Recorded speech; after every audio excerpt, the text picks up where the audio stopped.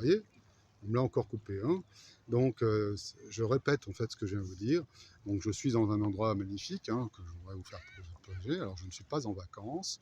Je suis là pour me défendre parce que je suis attaqué par des plaintes dilatoires, par une plainte dilatoire d'un juge qui n'a pas fait son travail dans le cadre d'une enquête criminelle que j'ai réclamée.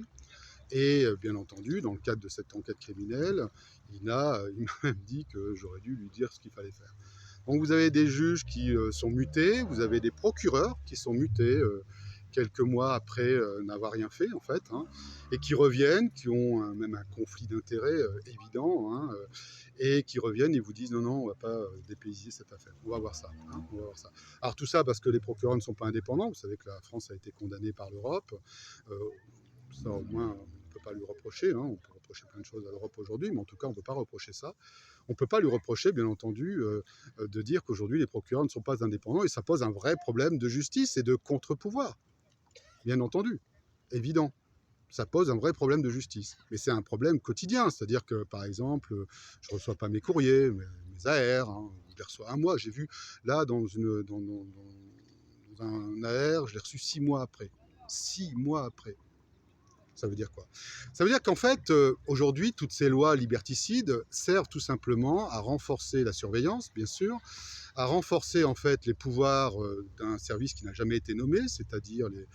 Alors, j'aime pas trop ce terme, service secret, ça veut rien dire, mais en tout cas des services du ministère de l'Intérieur, qui font en fait de la politique, qui ne font pas, bien entendu, du droit, c'est-à-dire qui font pas...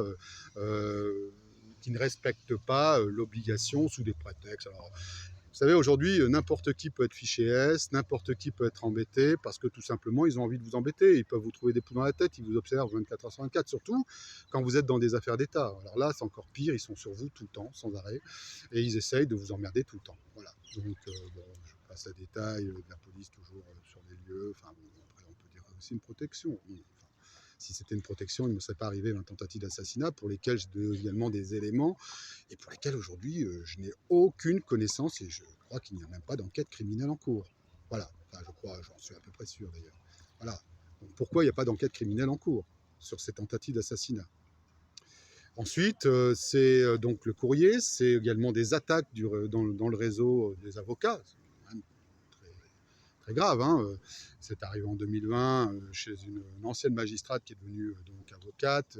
Je souris, mais je vous dis encore une fois, c'est pour vous montrer à quel point on en est arrivé à c'est un fin de cycle aujourd'hui, on est vraiment en fin de cycle, hein. On ne peut plus supporter davantage. C'est-à-dire qu'aujourd'hui, vous avez donc des gens qui rentrent dans les services, dans les serveurs donc des avocats pour tout simplement soit vous virer les traces que vous lui avez fait, soit tout simplement pour virer les pièces attachées à votre mail pour tout simplement ne pas qu'elles prennent connaissance des informations qui sont bien entendu gravissimes, et puis pour tout simplement mettre en place une dictature en disant non, non, l'avocat qui prend déjà peur, parce qu'il se dit si déjà je me fais attaquer avec mon réseau, il ne faut pas demander ce qui va m'arriver si je prends l'affaire Coustet, quoi. Donc il y a vraiment aujourd'hui une tentative, hein, je dis bien une tentative parce que moi, ça ne m'impressionne pas, hein, je vous le dis tout de suite, mais il y a bien une tentative d'intimidation même des avocats et même de la loi, donc de la justice. Voilà. Donc on est dans ce pays-là. On est dans ce pays-là, c'est le pays que j'ai connu hein, depuis mon enfance et qui devient aujourd'hui un pays qui verse dans la dictature. Donc il y a une surveillance, il y a mon compte Twitter qui a sauté, voilà, je ne comprends même pas pourquoi, surtout que je n'avais pas été tendancieux. Enfin, vous avez en fait des choses qui ne sont pas logiques. Et je vais revenir donc à cette petite vidéo, au cœur de cette vidéo, c'est-à-dire que je me suis rendu compte tout simplement que cette chaîne YouTube, donc Mafia, enfin Luxembourg Mafia Éclaireur, qui est donc ma chaîne, est bien entendu sauvegardée, synchronisée avec tout simplement donc Crime Bunker, que je n'ai jamais parlé parce qu'en fait c'est une chaîne de secours, voilà, je vous parle, hein, qui est droit, équité et justice. Et par conséquent, donc, j'ai demandé à ce que cette chaîne puisse synchroniser les vidéos. Il s'avère que sur une vidéo où j'avais fait 55 vues, que je trouvais un peu réduit comme nombre, il s'avère que cette chaîne, donc YouTube, qui m'avait, enfin cette vidéo YouTube sur laquelle donc j'avais fait 55 vues, la même vidéo sur Crime Bunker, synchronisée hein, automatiquement, cette même chaîne en fait avait fait plus de 485 vues. Donc ça veut dire que sans avoir fait de pub, CrownBunker avait fait plus que YouTube, ce qui est impossible parce qu'en fait, en général, vous avez un CrownBunker qui va faire, quand vous avez une chaîne synchronisée, qui va faire facilement 4, 5, 10 fois moins, même parfois, que CrownBunker, parce que CrownBunker, tout simplement, n'est pas connu, cette chaîne n'est pas connue. Donc vous avez plus de vues sur CrownBunker que sur YouTube. Ça veut dire qu'il y a une censure de quelqu'un. Alors de qui?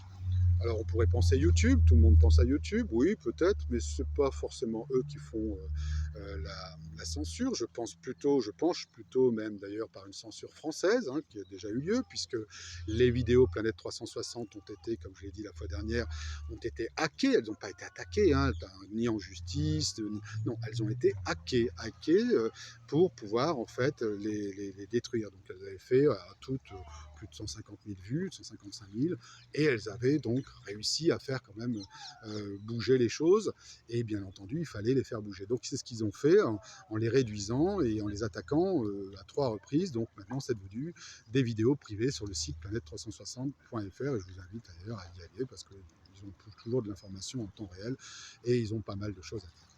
Donc, et je salue au passage d'ailleurs le directeur de cette chaîne. Donc en fait, si vous voulez, aujourd'hui, il faut bien comprendre qu'on est shadowbanné en permanence par rapport à des choses importantes et pour lesquelles, bien entendu, vous devez avoir cette information, en tout cas une information sincère et réelle. Moi, mon but, je vous l'ai déjà dit, c'était pas d'aller sur YouTube, c'était encore moins de parler de cette affaire. Je pensais que ça allait se régler par le droit, je pensais que ça allait se régler normalement. En fait, le Luxembourg ne veut absolument rien faire, ne veut absolument pas, j'allais dire, régler cette affaire. Au contraire, il la couvre, il la cache, il fait plein de choses pour la cacher. J'en parlerai un peu plus tard, pas aujourd'hui, mais dans quelques temps. Et donc, je pense qu'il s'agit à la fois peut-être d'une censure française, certainement, mais aussi peut-être déjà d'une censure européenne, puisque le gars qui n'a pas été élu, qui est juste à un poste européen, on ne lui a rien demandé en plus. Vous n'avez pas voté pour lui, moi non plus, il n'a pas eu de référendum là-dessus, et il veut censurer à partir du 1er septembre. Donc en réalité, ce n'est pas à partir du 1er septembre, c'est dès maintenant qu'il censure les chaînes. Mon Twitter est enlevé, ma chaîne est enlevée, donc, enfin, on est enlevé, elle est réduite, parce qu'il l'enlever là, ils savent que ça pourrait porter préjudice, parce que c'est illégal, il faut quand même comprendre que c'est illégal. Donc s'il y avait vraiment une enquête de police, si vous voulez, qui ferait son travail, comme normal, c'est normal, je dis encore une fois, moi je ne suis pas un anarchiste où les gens font ce qu'ils veulent, comme ils veulent, ils font n'importe quoi. Non, non. Mais aujourd'hui, quand je dis que ça va plus, ça va plus. Ça va vraiment plus. Je veux dire. Donc on essaye de criminaliser des innocents, on laisse passer des coupables. Enfin, je ne vais pas vous raconter, vous le savez déjà, c'est dans l'actualité quotidienne. Mais là, si vous voulez, c'est quand même important parce que c'est des crimes. C'est quand même important de dire que vous avez un président de la Commission européenne qui faisait l'objet d'une enquête criminelle au moment où il est devenu président de la Commission européenne, et que les tentatives à mon égard n'ont pas cessé après son départ. Voilà. Donc là, c'est bien entendu toujours le Luxembourg, mais aussi la France, qui ne voudrait pas que cette affaire se révèle, dans la mesure où cette affaire concerne également la France, évidemment. Donc, pas de courrier qui arrive, communications qui sont détournées, intrusion dans les mails en permanence. Là, j'ai pas pu me connecter il y a quelques temps. Ensuite, c'est effectivement des courriers qui ne reviennent pas. Alors, ça veut pas dire, quand les courriers ne reviennent pas, ça veut bien dire ce que ça veut dire, c'est-à-dire qu'en réalité, ils les prennent. Donc, ils vont aller là-bas, ils vont savoir d'où ils viennent, et forcément, ils vont agir de telle manière à ce que ça puisse être réduit, en tout cas, que éventuellement, ce que j'avais pu marquer dans le courrier, dont ils vont prendre connaissance, parce que nous sommes aujourd'hui dans un état de droit qui n'est pas un état de droit, qui est un état d'exception une nouvelle fois. Et donc cet état d'exception, c'est quoi? C'est aujourd'hui en fait de pouvoir faire n'importe quoi sous des prétextes de sécurité nationale, de vous ficher s'il le faut, de éventuellement vous trouver des poux dans la tête s'il le faut, pour essayer de faire passer la pilule en disant mais non, il n'y a rien, ça va. Ce gars-là, il raconte ce qu'il veut, mais enfin bon, vous voyez bien, ça avance pas. Bah oui, ça avance pas parce que la justice n'avance pas. Parce que la justice est complice de ça. Quand vous avez que des procureurs qui ont réussi donc à avoir des promotions suite à mon affaire quand ils n'ont rien fait, quand vous avez des juges d'instruction qui n'ont strictement rien fait, oui, ça va pas. Donc on va reprendre notre justice en main. Ils ont un mandat, ils ne savent pas le respecter. Aujourd'hui, c'est plus de justice, c'est faire n'importe quoi avec ce qu'ils ont. Enfin, ce qu'ils ont, ils ont déjà beaucoup d'outils en leur possession. Ils ont la possibilité de faire marcher le droit de manière, j'allais dire, assez importante, même très, très incursif. Mais non, ça se fait contre vous, mais certainement pas pour découvrir la vérité. Alors qu'ils sont censés le faire, hein. C'est marqué dans les textes de loi, même y compris dans le code pénal, hein. Voilà. Ils sont censés découvrir la vérité. D'ailleurs, ils sont payés pour ça, hein. Visiblement, pas vraiment. Ils sont payés pour ne rien faire et puis ensuite avoir une promotion parce qu'ils sont dans des affaires sensibles et on leur dit, écoutez, si vous ne faites rien là, vous serez muté. C'est le cas, par exemple, de Franck Vouault, bien sûr. Mais pas que lui. Pas que lui. Il y en aura d'autres. Voilà. Donc, si vous voulez, à un moment donné, il faut bien comprendre que vous êtes soumis à la censure, que vous êtes soumis à l'écoute, que la loi sur la géolocalisation et sur la caméra, elle existe déjà, elle le fait déjà, ils vous écoutent déjà, il faut le savoir. Simplement, comme je vous l'ai dit, ils ne peuvent pas l'utiliser parce que ce n'est pas légalisé. Mais ils le font déjà depuis des années. Moi, je le sais, depuis 2013, 2014. Alors, comme ils ont vu que je prenais plus de portable, et ben, du coup, ils ont mis des mouchards sur ma voiture, régulièrement. Même sur des voitures qui n'appartenaient pas, d'ailleurs. Ça pose un autre problème de droit aussi. Mais au nom du droit, au nom de la sécurité, de quoi. Ça n'a pas évité les 20 tentatives d'assassinat, donc c'est pas une sécurité, c'est une surveillance. Vous voyez, il faut bien tourner les choses et les mettre à l'endroit aujourd'hui. Parce qu'on en a besoin. Sinon, vous croyez tout ce qu'on vous raconte. Voilà. Donc, j'espère qu'il y a des enquêtes, mais aujourd'hui, comme je le disais, plus rien ne fonctionne. Ni les médias, pour l'instant. En tout cas, je n'ai pas vu se précipiter. Pourtant, je peux vous dire que j'en ai fait des médias. Hein. Je n'ai pas vu se précipiter. C'est toujours en enquête. C'est parce que, oui, là, ça va pas. Oui, non, mais c'est... Non. Enfin, bref, il y a toujours quelque chose qui ne va pas. En fait, ils attendent que le premier tire et puis ensuite ils suivront. Voilà, ils suivent. Ils ne veulent pas pour autant être les premiers. Pourtant, le premier qui se lancerait dirait des choses certainement très importantes. Mais là aussi, est-ce qu'ils ont dit des choses? Et je reviens à un complément d'enquête pour lequel je parlerai. Je vous promets que je vous l'ai dit, mais j'attends d'autres éléments avant de vous dire concrètement ce qui s'est passé dans le complément d'enquête. Mais vous voyez bien que ça ne marche pas. Donc les médias ne fonctionnent plus, la justice ne fonctionne pas. Ensuite, aujourd'hui, la police, voilà, elle obéit non pas aux citoyens, d'ailleurs à l'État. Donc, vous n'avez jamais eu autant de gens qui ont démissionné. Ils font un boulot de merde, hein, pour être clair, hein, pour un salaire de misère, je le répète. Hein, ils devraient être mieux payés, ça j'en suis convaincu, hein, parce qu'ils donnent leur vie. Vous avez vu ces 3 jeunes qui sont morts en laissant une famille derrière eux. Et encore une fois, sincère condoléances à leur famille, qui faisaient leur job, en fait. Faisaient leur job, il faut le rappeler. Hein, il y a des flics qui font leur job, il y a des policiers qui font leur job. C'était ça d'ailleurs. Et ceux qui ont démissionné, c'est parce que justement, ils ne faisaient pas leur job. Ils étaient venus pour sauver la veuve et l'orphelin, quelque part. Et aujourd'hui, ils ne sauvent pas la veuve et l'orphelin. On leur demande de faire des travers pour lesquels ils ne veulent pas faire, qu'ils ne veulent pas obéir, j'allais dire. Et donc, ils démissionnent. Ou certains se suicident. Il n'y a jamais eu autant de suicides dans la police, sachez-le. Parce qu'on critique, et bien entendu, moi aussi, hein, évidemment, je n'apprécie pas du tout que des policiers puissent taper sur des gilets jaunes pour des gens qui manifestent leurs droits, leurs plus simples droits. Mais vous voyez bien qu'aujourd'hui, si vous voulez, ce qu'on voit, c'est ça. Et ce qu'on voit, donc, des policiers, d'ailleurs, qui n'ont même plus d'identifiant. Ça pose un vrai problème de droit. Tout ça, ça va devoir un jour se payer. Hein, je vous le dis quand même. Alors restaurer notre droit et ces gens-là, qu'ils sachent qu'un jour ils seront condamnés. Hein. Il n'y aura pas de prescription, hein, je vous le dis. Hein. Mais bon, comme on ne m'écoute pratiquement jamais, enfin, en tout cas dans ce que je dis, ça ne m'étonne pas. Hein, je veux dire, ça ne m'étonne pas qu'on en soit dans cet état-là. Ça ne veut pas dire qu'on doit m'écouter, hein, c'est pas ce que je suis en train de dire. Ce que je suis en train de dire, c'est qu'en fait, le pouvoir, pour l'avoir surtout vu de très loin, je me suis rendu compte qu'ils sont hors sol. Puis quand ça tombe, par exemple avec Sarkozy, c'est minime, hein, par rapport à tout ce qui s'est passé, tout ce qui va se passer. Voilà, quoi. Ils comprennent plus qu'ils sont plus dans la loi, mais qu'ils sont même plus dans la légalité, en fait. Et ça, c'est quelque chose. On leur a donné un mandat, c'est tout. Un mandat pour nous représenter, parce que nous, on va qu'à nos occupations, travail, simplement. Donc, qu'est-ce qu'ils font? Qu'est-ce qu'ils font là aujourd'hui? Voilà, ça c'est des vraies questions auxquelles il faut se poser. Et si je peux, à travers le livre que je suis en train d'écrire, vous raconter ce qui s'est passé, vous direz, mais alors, on est où aujourd'hui? réalité, c'est la question que je me pose depuis déjà maintenant 10 ans, quoi. Vraiment, c'est 10 ans. C'est-à-dire que s'il n'y a plus de contre-pouvoir au niveau de la justice, qui va faire le boulot? C'est pas moi avec mes petits bras qui vais faire le boulot. Moi, j'ai pas force publique, hein, malheureusement, parce qu'il y en a un certain nombre qui seraient déjà en prison. Et en prison par rapport justement à de très très grosses infractions, des délits, mais aussi pour moi des complicités même, des associations de malfaiteurs même. Voilà. Donc juste pour vous dire qu'aujourd'hui on en est là.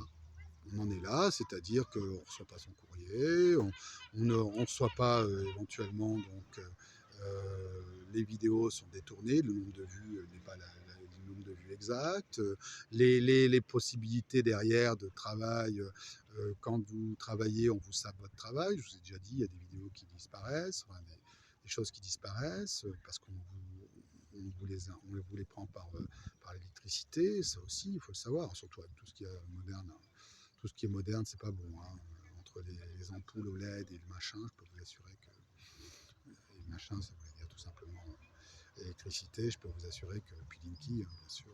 Je peux vous assurer que c'est vraiment une surveillance permanente qu'on a contre vous, parce que je ne vois pas quel intérêt on peut avoir d'avoir une surveillance permanente sur vous, à part essayer de. Alors, peut-être des criminels, certainement, même d'ailleurs, heureusement, d'ailleurs, qui l'utilisent pour ça, mais aujourd'hui, c'est devenu beaucoup plus large et beaucoup plus vaste, et ça peut toucher le citoyen lambda. C'est ça qui est terrible, et qui, encore une fois, je répète, n'oublions pas, je suis victime. Hein, victime d'avoir donc découvert que nous avions donc une bande criminelle au Luxembourg qui a servi les intérêts de l'État français pendant un certain temps, puisque Juncker était président de la Commission européenne, et bien entendu, avec des plaintes comme je l'avais faites, il pouvait relancer à tout moment si Juncker ne respectait pas le droit, quoi.